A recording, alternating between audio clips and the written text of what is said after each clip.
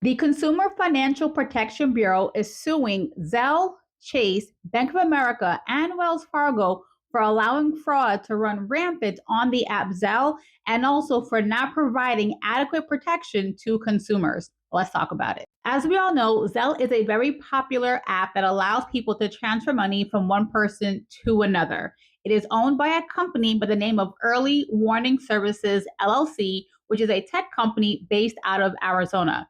But did you also know Zelle is co owned by seven of the largest banks here in the United States, which includes Bank of America, Capital One, Chase, PNC Bank, Truist, US Bank, and Wells Fargo. In their lawsuit, the Consumer Financial Protection Bureau is accusing Zelle, along with three of its owners, for not implementing the proper safeguards to protect customers from fraud.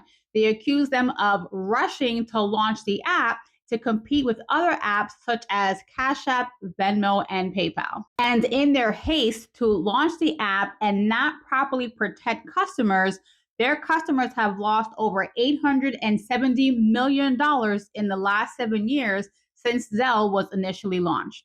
Due to inadequate security measures, scammers are easily able to hack into someone's Zelle account, ultimately draining any bank accounts linked to that Zelle account. It also appears that the banks did not share information about fraudulent accounts or transactions, making it easy for criminals to hop from one bank to another and just continue with their criminal activity, which is very different from how they normally operate with bank accounts. They do have something called check systems. So if you have a bad account or continuously bounce checks with one bank, they communicate that information with each other. But for some reason, they aren't doing that with Zelle transactions. They are also being accused of ignoring red flags that could have been used to prevent future fraud.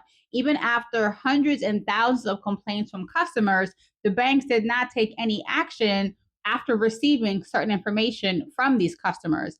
And last but not least, the banks are being accused of abandoning their customers who were victims of fraud. When it comes to Zelle transactions, the banks would refuse to do any sort of investigation, even if the customers had documentation and could clearly prove they were victims of fraud.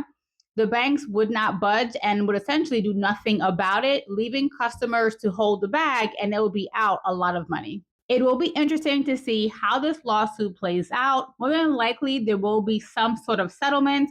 But more importantly, I hope that the customers who were victims of fraud will finally get their money back and have some recourse from this lawsuit.